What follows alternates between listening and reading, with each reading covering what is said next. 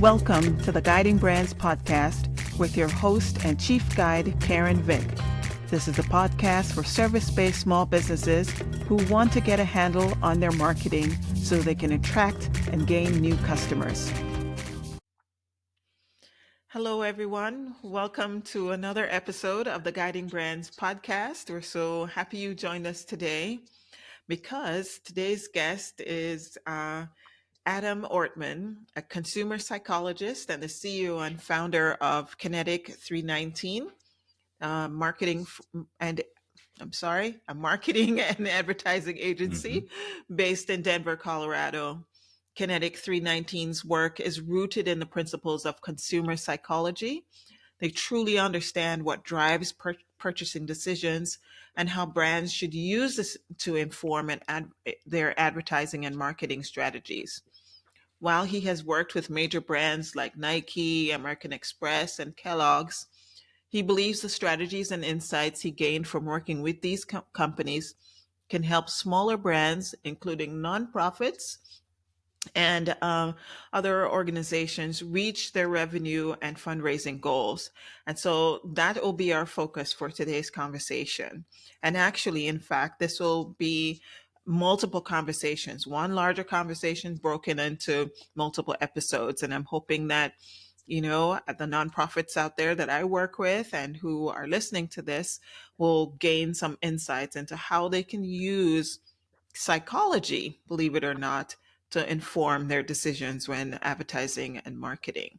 And so with that said, welcome to the Guiding Brands podcast, Adam. You are today's guide. And what an intro, Karen. Thank you very much. I'm happy to be here.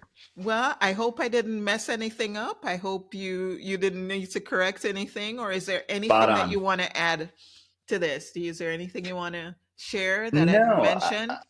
other than that, this topic is near and dear to my heart as well. I think that helping nonprofits or just organizations doing service in their communities is incredibly important, especially today.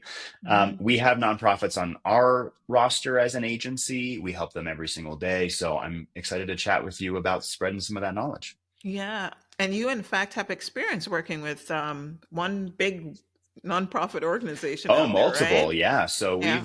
we actually currently work with about three different nonprofits, but a lot of my experience comes from American Red Cross, which is, I would say, arguably one of the largest in the country or Yeah. even the world. Right. So a lot of bureaucracy and red tape with that large organization, but there are definitely some lessons that can be shared with mid-size or even smaller folks.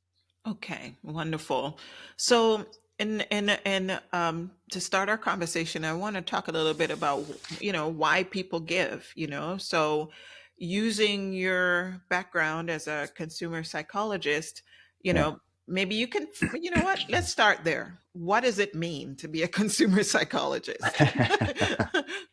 Perfect. So it's something that I actually practice every single day. So my master's degree was actually in mass communication with an emphasis in consumer psychology, and so I got to see from an educational foundation how people's brains and how they work and their motivations and their priorities impact specifically how they consume and how they interact with businesses, which is still fascinating to me. Ask any person on my staff or any of my clients. I can't shut up about it. I can't. It's too much. The thing that I love about this practice is that I have that foundation anchored in academia, but it Mhm. is very fun to actually see the theory that we have learned about, years and years and years ago in college in practice, in practical situations with every single one of our clients. And so we get to see that in behaviors that individuals take from seeing an ad and then taking the Mm. action, or even now with online signals, we have a lot of data, which I tell a lot of people that people shouldn't be afraid of data because data just tells the story of what's actually happening in life. Happening. Hmm. Data just gives us a measurement. And so with so much activity online now, psychology interaction and kind of the psychology measurement is projected, a million fold. And that's what I'm so hungry about. But Consumer psychology is basically what I just mentioned, which is really the study and the practice of understanding how people's psyche interferes with how they interact with businesses on a daily basis. And that's really it. So, Okay. why do they look at the things that they do? Why do they watch the things that they watch? Why do they purchase the products that they purchase from? Why do they donate to the organizations that they do? And understanding how that can exist in a vacuum, one person, but also with the masses in Masses. regards to a larger a public. Yeah. Make Makes sense. Makes sense to Yeah. me.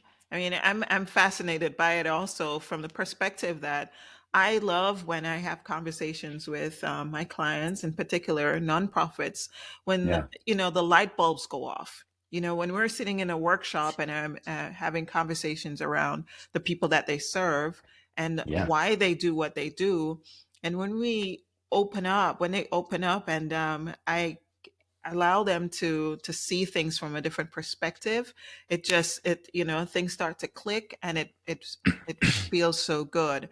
And I suppose Yes. it's the same. That's what's happening when we apply this to our marketing and our advertising efforts. So okay. Absolutely. Absolutely. Yeah. Yeah, it makes a difference. Otherwise you'll be just talking to the ether. You need to know who you're talking to, Yeah. and Yeah. what drives them. So very good, thank you. Absolutely. Yeah. Yeah. So tell me this, when thinking of a nonprofit, their struggle is with fundraising, whether it be Always. through, Always. yeah, the consumer that's going to donate a few dollars here and there to larger sums, or a grantor, they're seeking Hmm. funding for their operations, Hmm. so can you help us understand, why do people choose to give, whether it's money, time, their Yeah. support, to any cause, or other? Why do they do that? Why do Yeah. we? Um, I feel like if you ask a number of people, they may give you different answers. So Hmm. my perspective and my answer is really that giving is inherently personal, right? So you are providing value that you personally have acquired and giving it to another organization or person. So whether that is, like you just mentioned, time, money, goods, services, etc. Um, so whenever you're dealing with a personal intrinsically personal activity or as giving, for example, you want to basically go into who that person is, what is important to them, and how do you empathize with that person in the deepest degree, right? Hmm. How do you make sure that your organization appeals to that person giving? So, uh, are you helping people that are in a similar life situation? Are you helping people that have kids of the same age? Are you helping people that have family members in a weather torn region? Do you have, so you're wanting to play on this empathy. So Hmm. you're the person that's giving wants to see themselves in whatever way, shape, or form in whatever they're giving to. So I'm going to give to this other organization because I have kids of the same age, or I'm a very diehard pet parent and my heart breaks for, unhomed pets, Hmm. those types of things. So Hmm. people inherently give because they see themselves or something very close to them in that organization and they want to give back to it and better it in some way. So that empathy psychology is what you're really playing with when you're dealing with giving. Hmm. Would you also say what happens in their environment actually also influences? Because Oh, maybe absolutely. Yeah.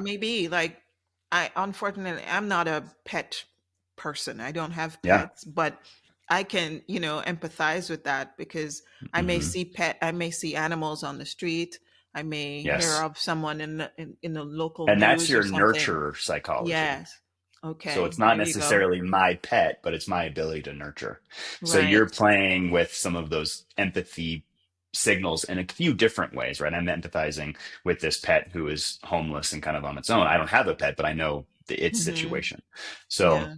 that empathy can be both direct and indirect, depending on if you're more going after a nurturing or a direct relationship. Right. Right. Yeah. Okay. Okay, well, Yeah, it it's makes really sense. interesting It makes stuff. sense. It makes sense. I mean, you do things that make you feel good, You don't want to, Yes, you're not going to put your hand in the flame on in the fire, exactly, So, exactly. yeah. And that's Okay. also, I mean, it trails into the effectiveness of how you're portraying your organization or your service to the masses that you're Mm-hmm. wanting to even get donations from. I mean, having people in an advertisement, for example, versus no people in an advertisement. So people featured versus just text or Right. landscape images, let's just say, increases effectiveness by over 50%. Mm-hmm. So by that ability to say, I see myself in this organization, in this advertisement, in this business, I am much more likely to interact and seek out more information or even participate. Yeah.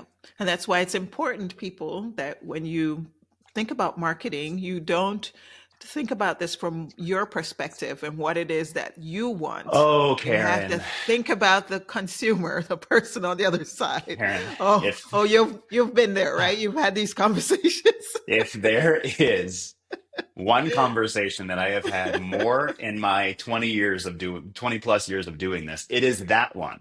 Just because you, as the leader, feel one way does not mean that your customer feels the exact same way Yeah. or consumes media in the same way or donates in the same way, Hmm.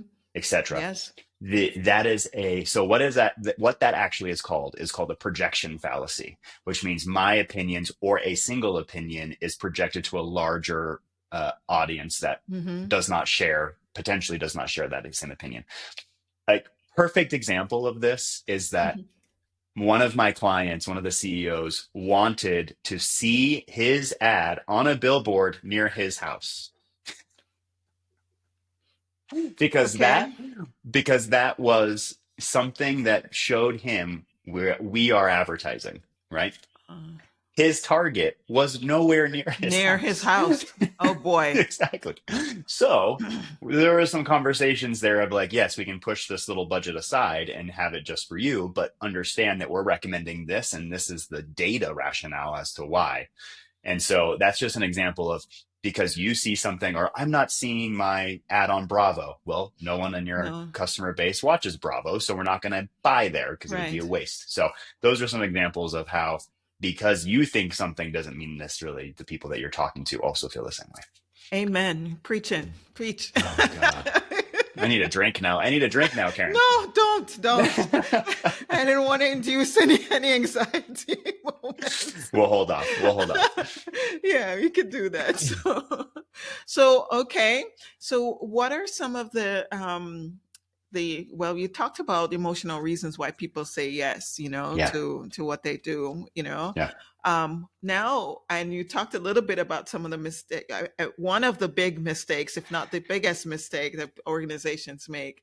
Are there any other mistakes that you come across that organizations make when they're trying to, pull at someone's heartstrings or get them to buy something, the call to actions, like one of the things that drives me crazy is Mm, vague call to actions. Like, you know, extremely big. Yeah. yeah. So, if you could speak to that. I want to speak to one, and then I want to Mhm. speak to some pillars that uh, organizations should stick to because sometimes Okay. they do them very poorly. So the Right. first one, which I actually think is really interesting, which is this idea, and it's a theory called compassion fade. I don't know if you've ever heard about this, but No. compassion fade is when your organization comes to you and says, we want to feed 1 billion people, right? As the number gets bigger, the psychology actually your compassion shrinks because Mm. as a human you think that's insurmountable. We can't That's achieve that. So why am I going to participate? right. And this is actually something that a lot of small organizations specifically do very poorly is that they think the bigger the number, the more people are going to donate. That's actually false. And that's something that we should definitely keep in mind is that if you have a mountain, an Everest that you were chipping away at, if you feel as a donor that it is not achievable, you will not donate. And Wow. so keep that in mind that if you make your goals or your programs or what you're asking for from a donation achievable and there is a light at the end of that tunnel, and it's realistic, you're going to get a lot more donors than you would going after the big number.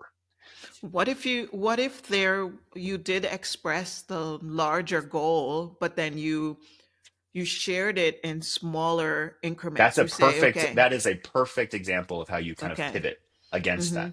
I mean, your goal as an organization might be to feed a billion 5 people. billion Hmm. people, right? Right, That might be your goal, but a giant wall is built a brick at a time.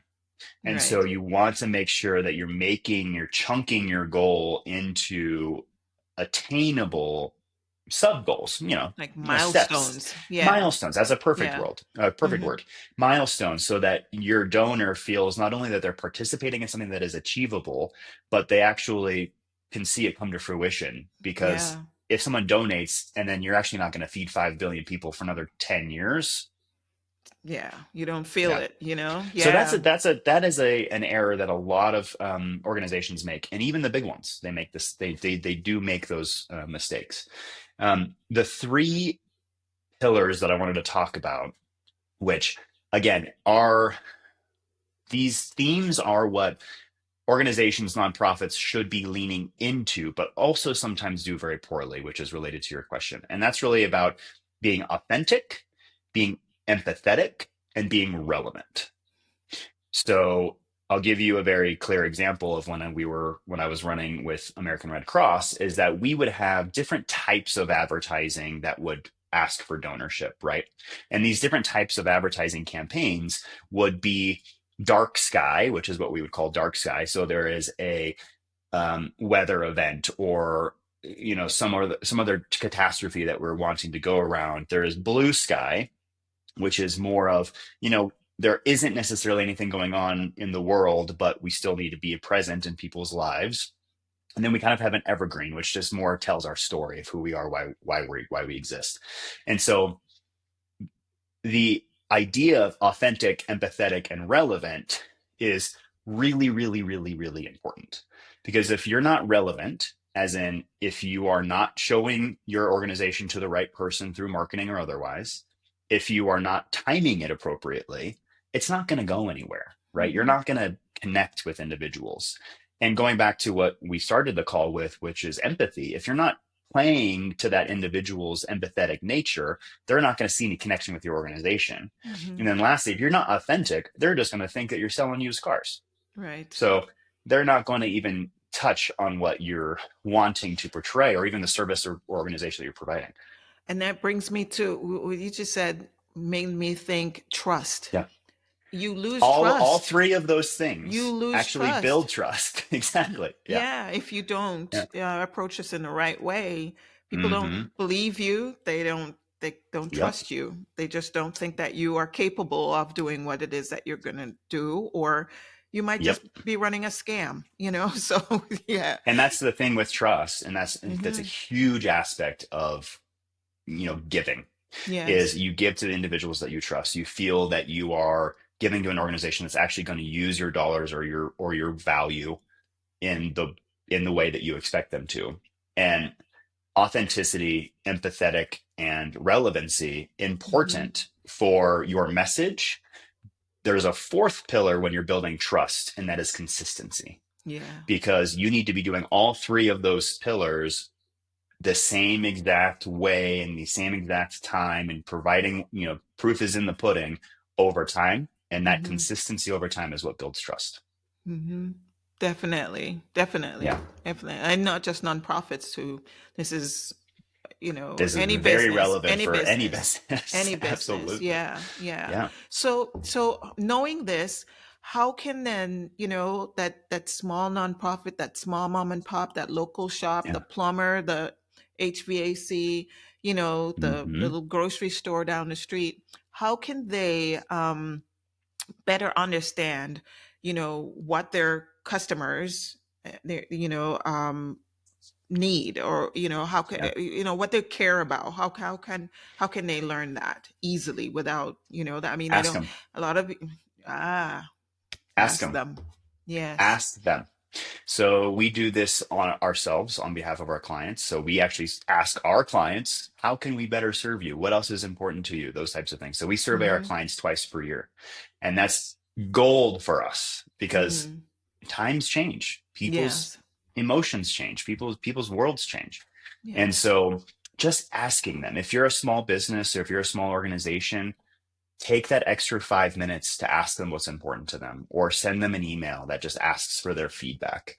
If you're wanting to kind of boost that up a little bit, there's free tools that are on Microsoft or Google where you can create a very short survey and send it off in a link to your customers or your Mm-hmm. donors or your Mm-hmm. partners because it might take them 2 minutes, but that Right. quantitative and qualitative information about what is important to them is going to be incredibly valuable to the Mm-hmm. business. And then lastly, if you want to even take it to the next step, which is, you know, do small focus groups. I know focus groups can go, I did 250 hours of them back in the day and it nauseates me, but they do give you some insight, right? And so asking them questions, asking them about their consumption behaviors, media consumption behaviors, asking them about what's important to them, asking about their donor habits, those types of things, even if you give them a small Yeah. stipend or whatever it is. Right.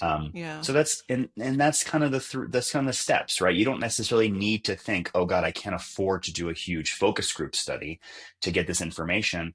You don't need to do that. You can just pick Mm-hmm. up the phone and have a 15-minute conversation with a few folks Yes. and get really, really good information about Yeah. who they are, what's important to them, and then really reflect on it. Reflect on that information, indifferent of how you sourced it. Reflect on it and say, okay, now that I know these things, how do I pivot my organization and my business to better align with my customer that I'm intending to serve? Mm-hmm. And I also, one thing I want to add, a couple of things. One, you need to be Yeah. very specific in your asking. Very specific. You need to know exactly what it is that you're wanting to know from them. If you just ask Yes. general questions like how does it feel to work with us? How does it feel to do Yep. XYZ? You're not going to get the Yep. to the root of it. You just people, and people don't know how to answer those questions. When I Correct. get questions like that, I'm like, I don't know how to answer this. Well, how is this going to Hmm. help you? How is it going to help me? And the other thing is, when you get these responses, whether it be from a survey or a focus group, look for patterns. Look for Exactly. patterns. Look for the things that are repeated multiple times, Yep. and those are the things that are really gonna move the needle. So thank Yep. you. Well, I guess I am a consumer Look at you, psychologist. Karen. Look at me. My gosh. Just to add really quickly, because I know we talked Hmm. about AI a bit before, and this actually might lead us into a couple of Yeah. other questions, but um, I know because I've written a million of them, but I know a lot of people get a lot of kind of, they're paralyzed by the idea of writing a survey or writing questions Yeah. because they don't know, well, what do I ask and how do I ask? Use AI. Just Yep. say, this is what I'm intending. This is what I want out of this conversation or out of this survey. Give Hmm. me some question ideas. And Yep. that's going to give you a whole slew of different ideas in regards to questions that you can ask your customer. So if you don't know where to start with something like this, log on to Amen. ChatGPT. It is free. Have it jot you down 15 different questions, tailor them. Yeah. Yeah. And then And you're then you solid. can, You're yeah, you solid. adjust them, and yeah, at least Yeah. you have something to start, because it's looking at the blank screen that's the challenge often. It So is always yeah. the challenge. So as long as you start, use AI as your friend in this case specifically, because it will give you some really good questions to ask.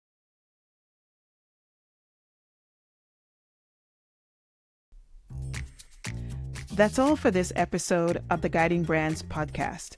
I look forward to sharing with you again next week, so please don't forget to subscribe to the podcast and leave a review. Thank you, and bye for now.